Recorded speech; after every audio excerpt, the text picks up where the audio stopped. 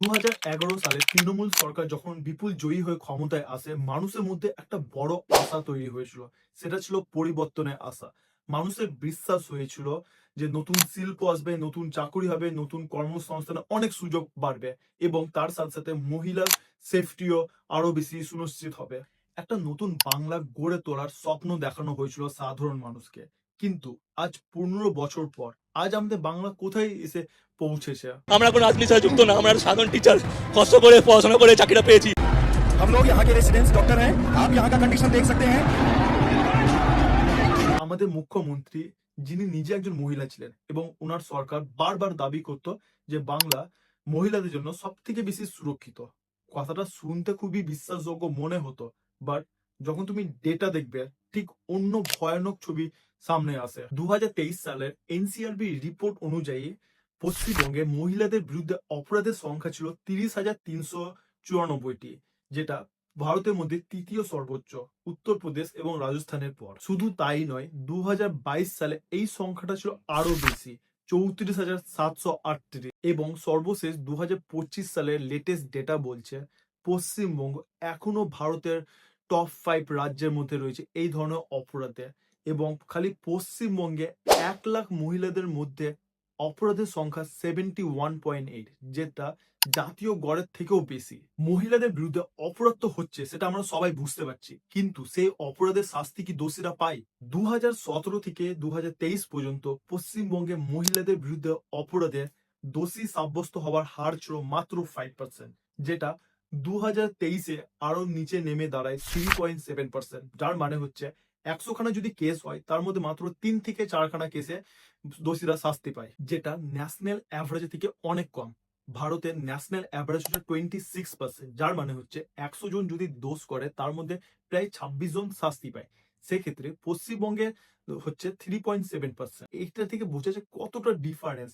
যদি পশ্চিমবঙ্গে কোনো মহিলার বিরুদ্ধে অপরাধ হয়, তো সেখানে 100 জনের মধ্যে মাত্র 3 থেকে 4 জন শাস্তি পায়। এবং তুমি যদি অ্যাসিড অ্যাটাকের কেস দেখো, পশ্চিমবঙ্গ হচ্ছে ভারতে 1 নম্বরে মহিলাদের বিরুদ্ধে অ্যাসিড অ্যাটাকে। 2018 থেকে 2023 সাল পর্যন্ত এই 5 বছরে পশ্চিমবঙ্গ ছিল ভারতের সর্বোচ্চ 1 নম্বরে। ইভেন 2025 সালের লেটেস্ট ডেটা অনুযায়ী খালি পশ্চিমবঙ্গে 31 খানা অ্যাসিড অ্যাটাকের কেস রেজিস্টার করা হয়েছিল। এগেন পুরো ভারতের মধ্যে 1 নম্বরে রয়েছে পশ্চিমবঙ্গ মহিলাদের বিরুদ্ধে অ্যাসিড অ্যাটাকে। এর মধ্যে 2024-এর সন্দেশখালী কেস এবং আরজি কর মেডিকেল কলেজের কেসের ব্যাপারে সবার জানা আছে। আমি যদি খালি পশ্চিমবঙ্গে মহিলাদের এগেনস্টে যে সমস্ত ক্রাইম হয়েছে তার উপর বলতে চাইলে অনেক কিছু বলা যেতে পারে।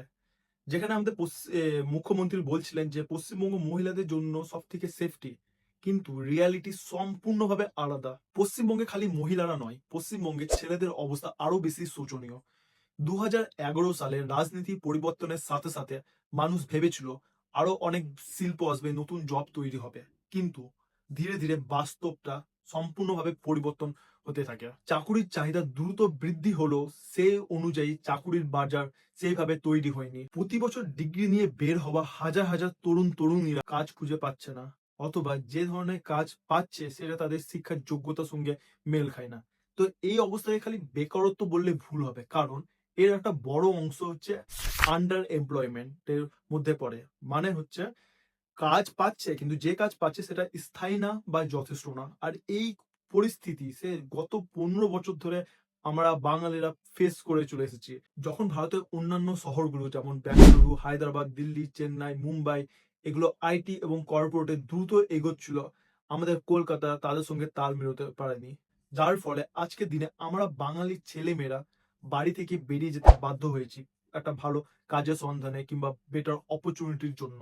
আর যারা থাকছে তারা 8 থেকে 10 হাজার টাকার মাসিক বেতনে 9 থেকে 10 ঘন্টা করে খেটে চলেছে। কর্মক্ষেত্রে এই ধরনের অবনতি দেখে আজকের দিনে কিন্তু ইয়াং জেনারেশন তারা দ্রুত পড়াশোনা থেকে সরতে শুরু করেছে এবং তাদের কাছে আজকের দিনে পড়াশোনা মূল্য সম্পূর্ণভাবে হারিয়ে গেছে। একটা সময় পশ্চিমবঙ্গ মানে শিক্ষা, বুদ্ধি এবং একাডেমিক ঐতিহ্যের প্রতীক, কিন্তু আজকের দিনে সবচেয়ে খারাপ পারফরমেন্স রাজ্যগুলির মধ্যে একটা হচ্ছে পশ্চিমবঙ্গ।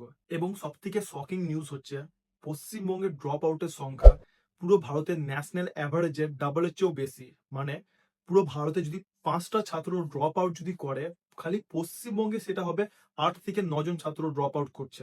রিসার্চ অনুযায়ী 2011 থেকে 2021 সাল পর্যন্ত স্কুলে ভর্তি হওয়া ছাত্র ছাত্রীদের প্রায় 40% মাধ্যমিক শেষ করার আগে স্কুল থেকে বেরিয়ে যায়। 2016-17 মাধ্যমিক স্তরে ড্রপ আউটের সংখ্যা ছিল 23%, যেটা 2022-23 দাঁড়ায় 25%, এবং লেটেস্ট ডেটা অনুযায়ী 2024-25 সালে সেই ড্রপ আউটের সংখ্যাটা দাঁড়িয়েছে 20%। সেখানে ন্যাশনাল অ্যাভারেজ হচ্ছে 17%, যার মানে হচ্ছে পুরো ভারতে যদি 100-র মধ্যে 17খানা ছেলে ড্রপ আউট যদি করে, তার মধ্যে খালি পশ্চিমবঙ্গে সেই সংখ্যাটা দাঁড়াচ্ছে 20 থেকে 25 জন ছাত্র 100-র মধ্যে ড্রপ আউট করছে। তো এই ড্রপ আউট হবার পিছনে অনেক কটা কারণ রয়েছে, বা তাদের মধ্যে যে মেন রিজন সেটা হচ্ছে পভার্টি, আনএমপ্লয়মেন্ট, অভিভাবকদের অনাগ্রহ এবং পড়াশোনায় পিছিয়ে পড়া। এদের মধ্যে ছেলেদের ড্রপ আউটের সংখ্যা হচ্ছে 21%, আর সেখানে মেয়েদের ড্রপ আউটের সংখ্যা হচ্ছে 14%, যার মানে হচ্ছে ছেলেদের ড্রপ আউটের সংখ্যাটা আরো বেশি মেয়েদের তুলনায়। তো এর কারণ একটা হচ্ছে ছেলেরা অল্প বয়সে পড়াশোনা ছেড়ে দিয়ে তারা বিভিন্ন ধরনের কাজের সঙ্গে যুক্ত হয়ে পড়ছে কিছু পয়সা ইনকামের জন্য। এবং জেলাভিত্তিক বীরভূম, মুর্শিদাবাদ, উত্তর দিনাজপুর, মালদা, পূর্ব বর্ধমান এবং দক্ষিণ 24 পরগনা, এই সমস্ত জেলাগুলিতে ড্রপ আউটের সংখ্যা সব থেকে বেশি পুরো রাজ্যের মধ্যে। তাদের মধ্যে সব থেকে বেশি শকিং করা নিউজ হচ্ছে পশ্চিমবঙ্গে এমন কিছু কিছু স্কুল আছে যেখানে কোনো ছাত্র নেই। তো পশ্চিমবঙ্গে এরকম 3254 খানা স্কুল রয়েছে যেখানে কোনো ছাত্র নেই। তো আজকের দিনে কি হয়েছে, গভর্নমেন্ট সেই সমস্ত স্কুলগুলোকে বন্ধ করে দিয়েছে ধীরে ধীরে। খালি ড্রপ আউটই নয়, পভার্টির দিক থেকেও পশ্চিমবঙ্গ অনেক এগিয়ে রয়েছে বাকি রাজ্যগুলোর তুলনায়। পুরো ভারতে প্রায় 4 লক্ষ ভিক্ষুকের মধ্যে 1 লক্ষ ভিক্ষুক খালি পশ্চিমবঙ্গ থেকে। পশ্চিমবঙ্গে বেশ কিছু জেলা আছে যাদের পরিস্থিতি বর্তমান দিনে খুবই খারাপ। সময়ের সাথে সাথে সেই সমস্ত জেলাগুলোতে কোনো রকম ডেভেলপমেন্ট হয়নি, সুতরাং আজকের দিনে সেই সমস্ত জেলাগুলো পিছিয়ে পড়েছে এবং সেই সমস্ত জেলাতে পভার্টির সংখ্যাটা খুবই বেশি। এই সমস্ত জেলাগুলির মধ্যে সবচেয়ে বঞ্চিত রয়েছে পুরুলিয়া, তারপর রয়েছে জলপাইগুড়ি, মুর্শিদাবাদ, বাঁকুড়া, বীরভূম, মালদা, উত্তর দিনাজপুর। এই সমস্ত জেলাগুলো আজকে বর্তমান দিনে পরিস্থিতি খুবই খারাপ এবং এই সমস্ত জেলাগুলোতে পভার্টি রেট সব থেকে বেশি, এবং এই সমস্ত জেলাগুলি মিলিয়ে তৈরি করেছে একটা দারিদ্র্যের বেল পুরো পশ্চিমবঙ্গ জুড়ে। সেই জন্য তুমি যদি লক্ষ্য করো আজকের দিনে দেখা যাবে পশ্চিমবঙ্গ থেকে সব থেকে বেশি মাইগ্রেট করছে অন্যান্য রাজ্যে। পড়াশোনার জন্য তো রয়েছে, বা তার থেকে বেশি মাইগ্রেট করছে মানুষ কাজের জন্য। এই সমস্ত মানুষরা শুধুমাত্র দুটো পয়সা উপার্জনের জন্য অন্যান্য রাজ্যে চলে যেতে বাধ্য হচ্ছে তাদের বাড়িঘর সংসার ফেলে। এত কিছু পরও পশ্চিমবঙ্গে কারাপশন এন্ড স্ক্যামের ব্যাপারে নতুন করে কোনো কিছু বলার নেই। প্রত্যেকের জানা আছে 2013 সালে সেই সারদা গ্রুপের চিট ফান্ড স্ক্যাম, রোজ ভ্যালি স্ক্যাম, তারপর নারদা স্ট্রিং অপারেশন, তারপর হচ্ছে বীরভূমে সেই গরু পাচার স্ক্যাম, এন্ড সব থেকে বড়, সব থেকে ভয়াবহ হচ্ছে সেই এসএসসি স্ক্যাম, যেখানে প্রায় 26,000 শিক্ষকের চাকরি থেকে বরখাস্ত করে দেওয়া হয়। বর্তমান দিনে পশ্চিমবঙ্গের অবস্থা সত্যি করেই খুবই খারাপ, আর এর থেকে সব থেকে বেশি ক্ষতিগ্রস্ত হচ্ছে সাধারণ খেটে খাওয়া মানুষরা। আজকে দিনে দাঁড়িয়ে পশ্চিমবঙ্গের অবস্থা আরো বেশি পিছিয়ে পড়েছে বাকি রাজ্যগুলোর তুলনায়। একটা পুরো জেনারেশন আজকের দিনে পুরো পিছিয়ে পড়েছে। সাধারণ যুবক যুবতীরা, ছাত্র ছাত্রী সবাই ঘুরে বেড়াচ্ছে কাজের জন্য, চাকরির জন্য। এখনো অনেক কিছু আছে, অনেক কিছু চাইলে বলা যেতে পারবে। আমি উপর উপর একটা ওভারভিউ দেওয়ার চেষ্টা করলাম। যাকে এবার 2026-এ নতুন গভর্নমেন্ট পশ্চিমবঙ্গে তৈরি হতে যাচ্ছে। তো আমরা নতুন গভর্নমেন্টের কাছ থেকে এটাই আশা করব যে পশ্চিমবঙ্গে বর্তমান পরিস্থিতিকে পরিবর্তন করে পশ্চিমবঙ্গে অ্যাকচুয়াল যে পুরনো যে গৌরবময় ইতিহাস ছিল সেটাকে ফিরিয়ে আনুক। তোমাদের কি মনে হয়, পারবে আমাদের নিউ গভর্নমেন্ট পশ্চিমবঙ্গে এই অবস্থায় পরিবর্তন করতে?